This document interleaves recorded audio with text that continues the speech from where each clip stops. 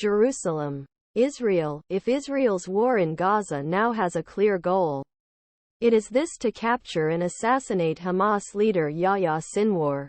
Sinwar, 60. Known by Israel as the Butcher Khan Yunus for his violent and brutal torture methods against both his Israeli and Palestinian enemies, is widely believed to be behind the of Israeli civilians carried out by thousands Hamas militants.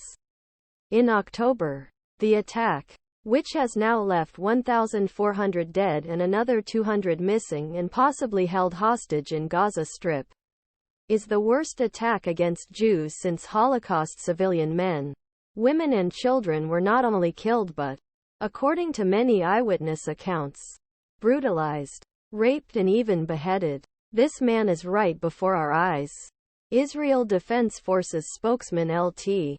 Col. Richard Heck told reporters over the weekend. Sinwar is the leader of Hamas in Gaza and is a dead man walking. Difficult. Hamas shadow unit behind hostage raids possibly create a rescue nightmare. Expert: we will get to it however long it takes.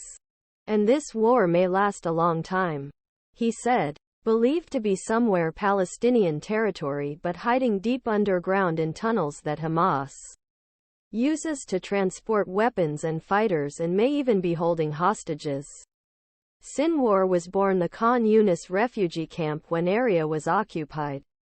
It's part of Egypt. According to many sources, he was always a militant activist and joined Hamas shortly after its founding in 1987. 2 years later, he was arrested by Israel for his involvement in the kidnapping of 2 Israelis, as well as the torture of Israelis. 4 Palestinians he saw as collaborators. Sentenced to life imprisonment, Sinwar eventually spent 22 years in an Israeli prison and was eventually released in 2011 as part of the exchange for kidnapped Israeli soldier Gilad Shalit.